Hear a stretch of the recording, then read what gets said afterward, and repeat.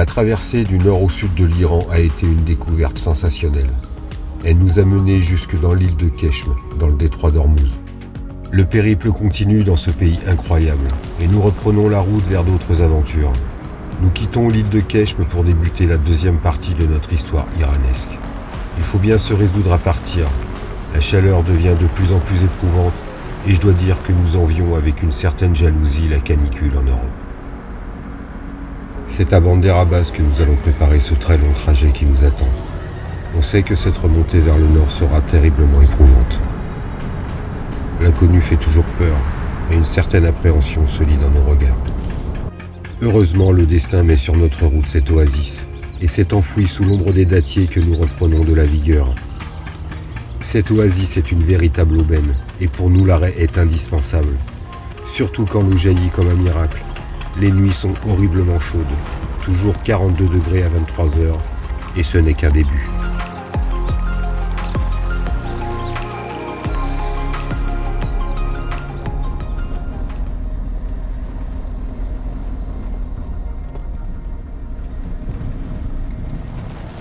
On prend quand même le temps de s'arrêter à Bam. Bam, ville détruite en 2003 à plus de 80% par un séisme de magnitude 7.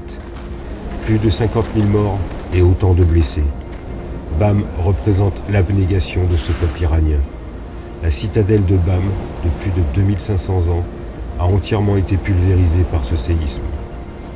Plus d'une dizaine d'années plus tard, avec pas grand-chose, ou presque rien, ils ont reconstruit à l'identique cette citadelle classée au patrimoine mondial de l'UNESCO.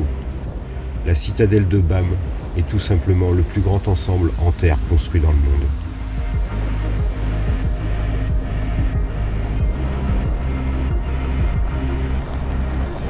Peu importe la route ou le chemin emprunté, peu importe la vie des uns et des autres, peu importe les SMS reçus par le gouvernement français qui nous exhortent de quitter ce pays, nous irons tout au bout de nos envies, quoi qu'ils en disent.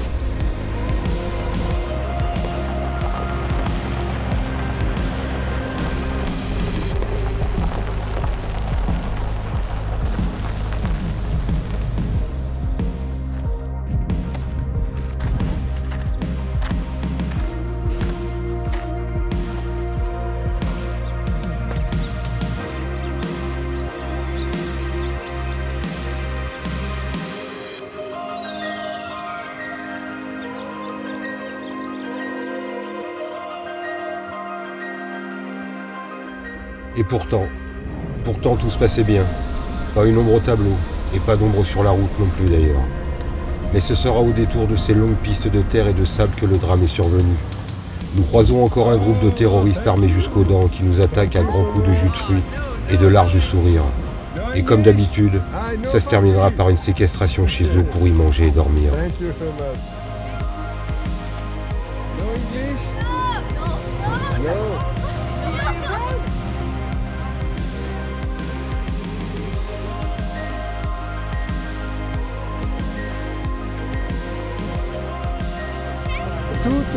Tout au bout.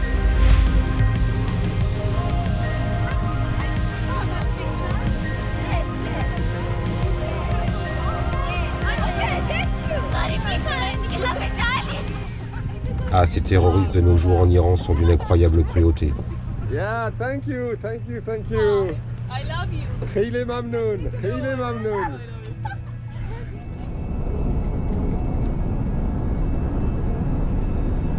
Nous avançons tranquillement loin des sentiers battus. On nous conseille pourtant de rester près des villes. C'est là où le risque est moins grand, paraît-il. Et comme tu peux le voir, cette remontée vers le nord se fait au fin fond de l'Iran. Et c'est par Shaddad Kalout, dans le désert de Datchelout, d'une beauté magnifique et seule au monde que l'on continue notre périple. Pourtant, il va falloir penser au ravitaillement, car une longue, très longue traversée de cette partie du désert se dresse devant nous comme un mur.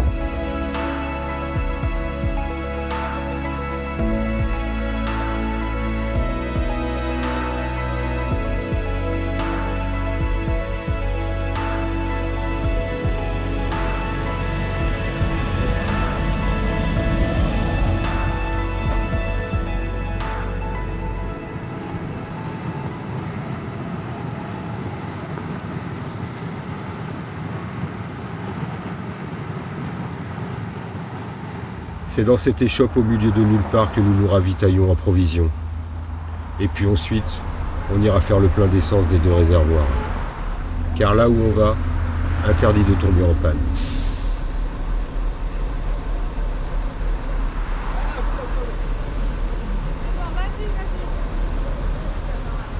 Faire le plein en Iran, c'est toujours un folklore. Bon, là je crois que c'est plein.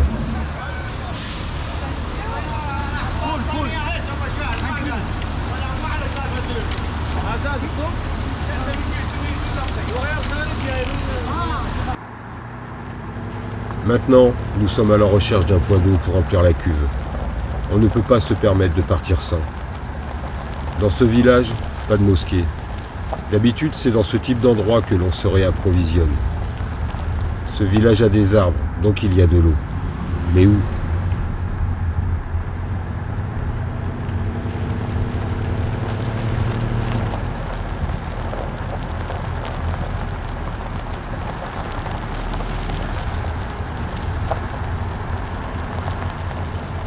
On se rabat sur une citerne où l'eau n'est pas d'une pureté impeccable, mais ça fera l'affaire.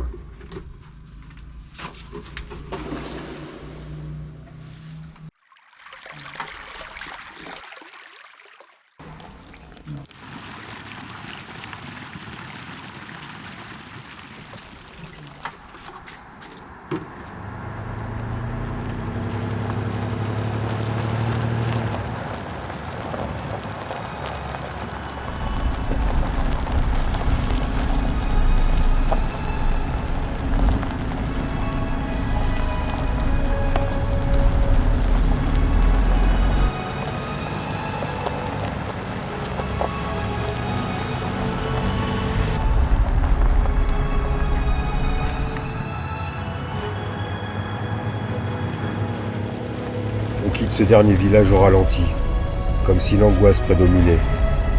On ne reculera pas. Notre seule porte de sortie est devant nous, tout au bout du chemin. On ne verra plus d'arbres avant longtemps. Ce camion que l'on croise ne fait déjà plus partie de notre route. Le décor d'une beauté hallucinante change et devient austère, énigmatique. Ici, la laitue n'existe pas. D'ailleurs, plus rien n'existe. Tout s'arrête. Cette chaîne de montagnes qui se dresse devant nous sera notre passage. C'est sous un soleil de plomb et une chaleur torride que l'on s'engage dans ces montagnes d'une exceptionnelle beauté.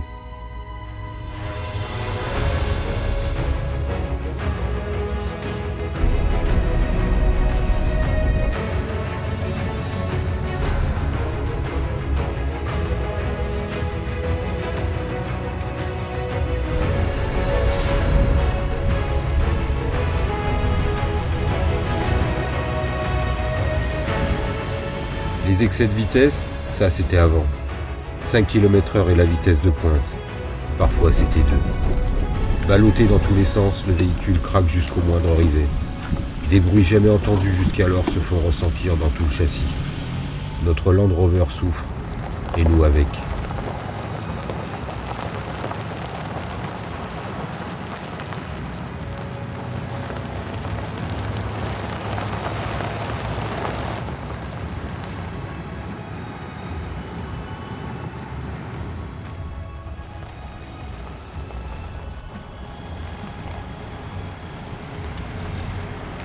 Après plusieurs heures interminables, le passage s'agrandit et s'ouvre sur un désert brûlant. Quel bonheur de retrouver un semblant d'horizon. On se permet même de jouer dans les dunes surchauffées. On ne peut pas non plus rester trop longtemps ici. Cet endroit est une véritable fournaise. Et c'est bien plus tard que nous retrouverons le goudron chauffé à blanc et même le retour de la vie. Ah, c'est pas encore le chant des oiseaux. Mais rien que de voir ces deux-là, tu peux pas savoir comment on est heureux. Bon, toi tu peux mettre le temps que tu veux pour traverser. Moi, par cette chaleur de dingue, j'ai les pieds qui sont fondus dans les pédales et les mains incrustées dans le volant. Donc, j'ai tout mon temps.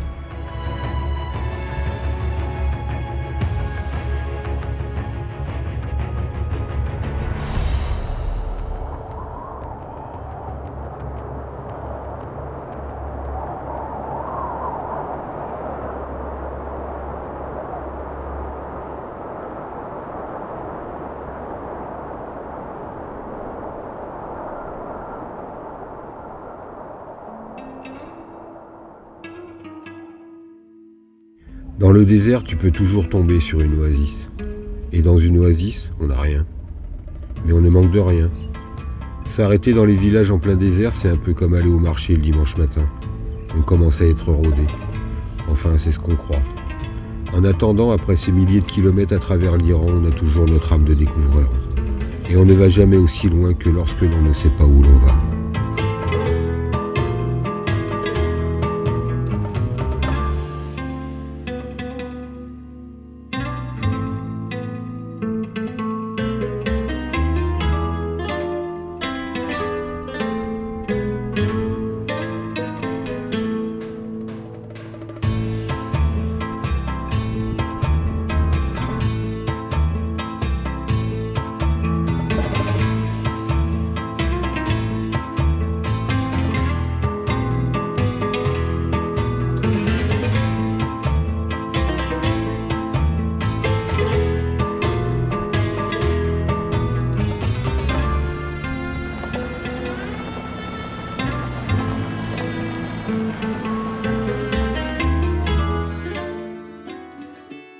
Allez, on repart.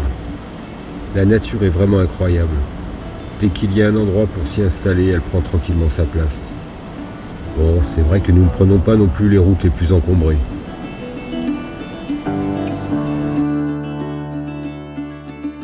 Après cette petite pause fraîcheur près de ce vieux caravansérail, on repart pour une histoire de dingue.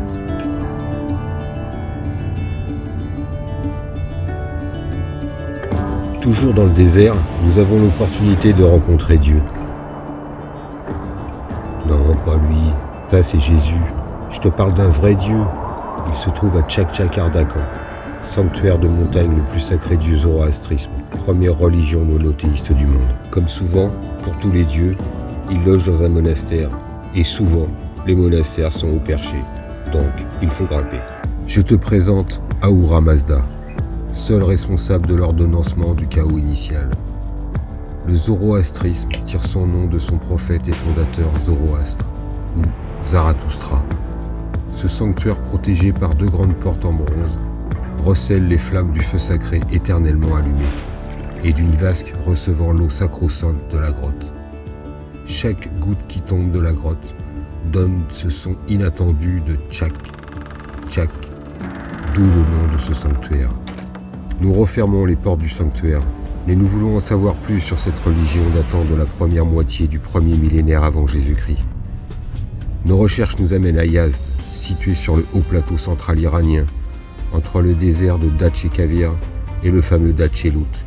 Tu sais, Datchelout, le désert qui nous a fait tant souffrir, où l'on a mis des jours à le traverser. Yazd, la ville la plus ancienne du monde. C'est sûrement ici que nous trouverons des infos. Les déserts traversés, les pistes chaotiques, la chaleur insoutenable qui nous a liquéfiés. Oui, on peut te le dire, le voyage n'est pas une promenade de santé. Et en parlant de santé, on va s'en refaire une petite dans un zourané, littéralement maison de la force, dans laquelle est pratiqué le sport national iranien appelé Varzesh et Palavani. Ce sport antique, très codifié, allie des techniques de gymnastique et de culturisme. Traditionnellement, il accorde une grande importance à l'esprit chevaleresque, à la courtoisie et à la bravoure. Différents accessoires sont utilisés pour l'entraînement. Les pratiquants de ce sport sont appelés des palavans, littéralement athlètes. Le Varzesh et Palavani a été conçu à l'origine comme une sorte d'art martial en Perse antique. Et il a joué un grand rôle dans la résistance des Iraniens contre les envahisseurs au cours de l'histoire. Depuis ses origines, il a acquis les valeurs morales, éthiques, philosophiques et mystiques de la civilisation iranienne.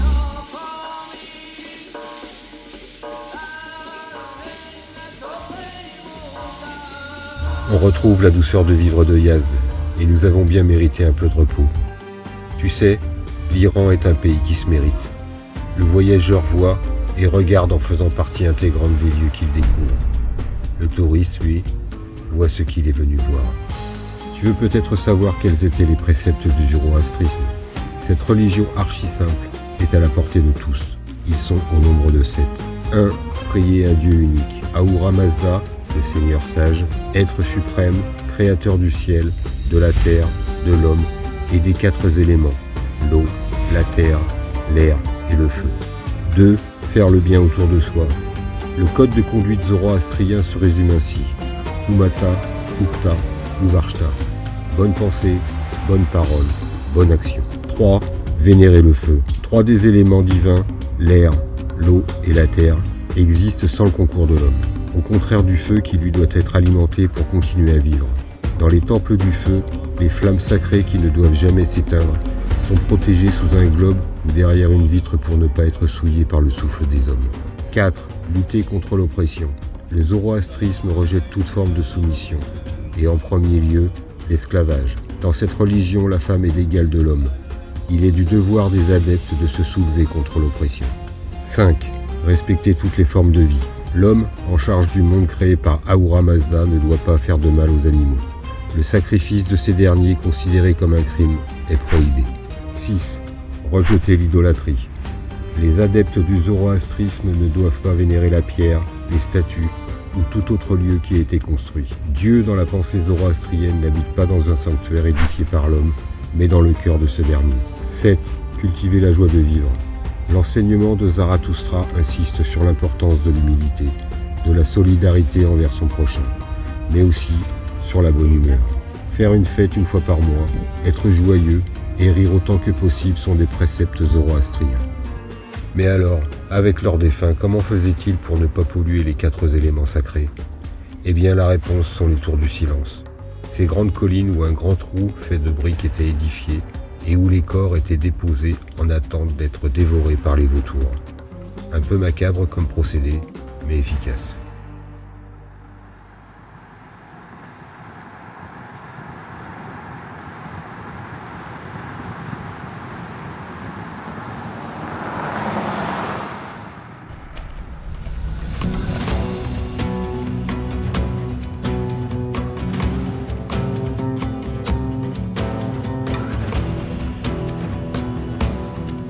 Allez, viens, on continue. On va faire une ascension d'un autre monde. Non, ce n'est pas les toits de cet ancien village de plus de 1000 ans. Non, ce n'est pas non plus une montagne aux pentes abruptes. Et oui, notre défi est de gravir un minaret. Mais pas n'importe quel minaret.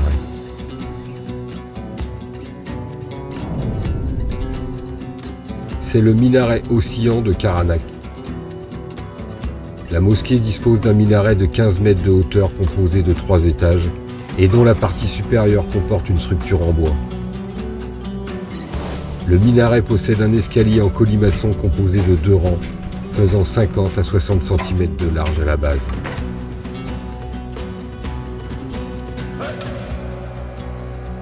Il suffit d'une simple vibration pour que quelques secondes plus tard, le minaret se mette aussi à vibrer. La cause de ce phénomène est encore inconnue. Une hypothèse explique cet effet en raison de l'architecture et de la structure du minaret. Une autre explication avance que c'est un effet visuel.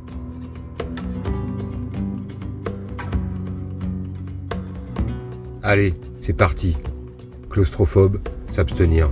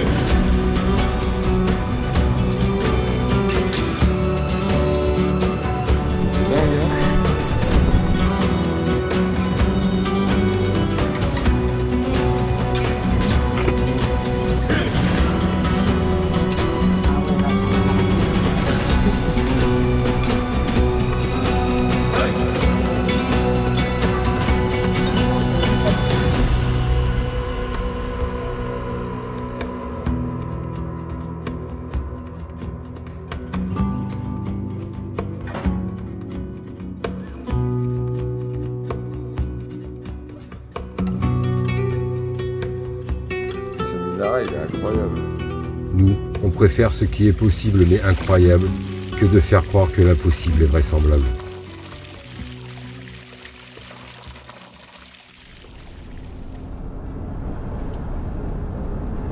Tu veux connaître l'Iran? Alors suis-nous.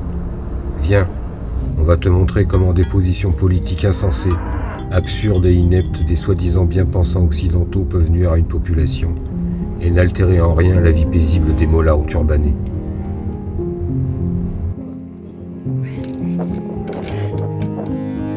C'est ouf, le mec. Plus de 40 ans de sanctions et de boycotts en tout genre, inutiles et irréfléchis, ont mis ce pays à genoux. Bien assis dans leur fauteuil en velours et sous la dorure de leur bureau, des décisions sont prises en pensant naïvement qu'elles vont changer le cours des choses. Cela démontre une parfaite méconnaissance de ce pays et surtout d'un mépris sans borne pour ses habitants.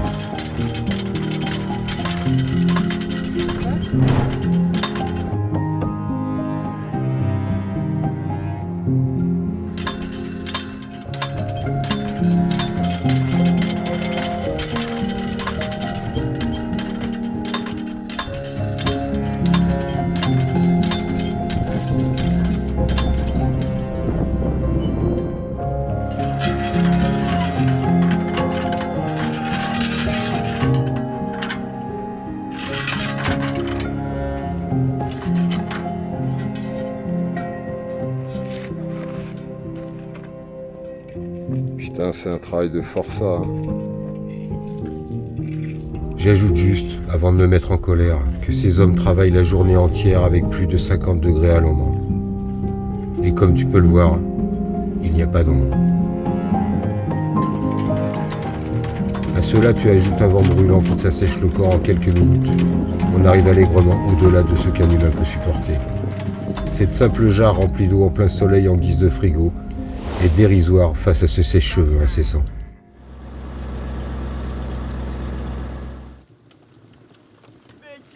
C'est tout au plus profond de l'Iran que l'on t'emmène, et toujours le même accueil de ces gens qui sont d'une résilience invraisemblable et nous fait beaucoup réfléchir sur la suite du voyage. Mais le vrai voyage ne se fait pas dans un hôtel. Voyager n'est pas toujours joli, pas toujours confortable. Parfois il te fait mal, il te brise même le cœur. Le voyage te change, il doit te changer. Il laisse des traces sur ta mémoire, sur ta conscience, dans ton cœur et sur ton corps. Tu te remplis de quelque chose d'indicible. Espérons seulement qu'on laisse quelque chose de bon derrière nous. C'est dingue comme le voyage peut te sortir de la routine. Un souci électrique sur notre véhicule et on se retrouve avec une personne que nous n'aurions jamais rencontrée. Maziar, un gentleman farmer en plein désert, pétri de talent, qui fait des omelettes comme personne et surtout qui joue du didgeridoo et des percussions sur des pots en terre. Cette rencontre restera mémorable et gravée à jamais.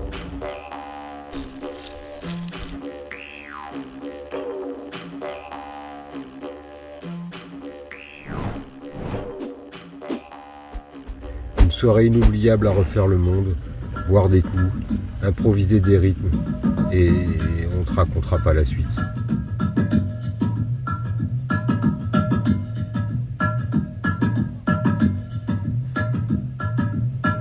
Le matin, leçon de didgeridoo particulière pour Tao et moi. Après, on repart avec comme toujours une pote de chagrin. C'est toujours au moment de se quitter que l'on mesure son attachement aux autres. C'est, je crois, le plus compliqué dans le voyage. Les rencontres de ce genre sont des rendez-vous prévus par le destin.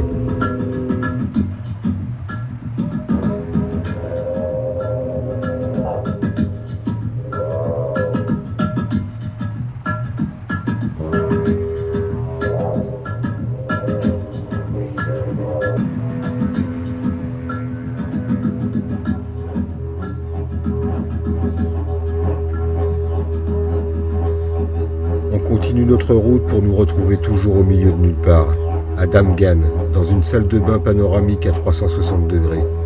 Quand tout à coup, un couple de jeunes mariés nous demande s'ils pouvaient utiliser le Land Rover pour leur photo de mariage. Tao, interloqué, préfère aller jouer du bâton.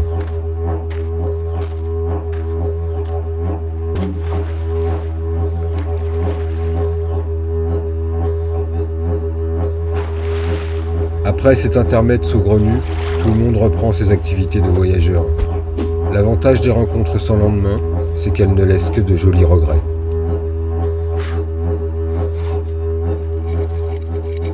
Les voyages ont pour tendance à magnifier toutes les émotions humaines. L'émotion nous égare, c'est son principal mérite. Alors nous continuons à nous égarer vers le nord de l'Iran, où d'autres histoires iranesques nous attendent.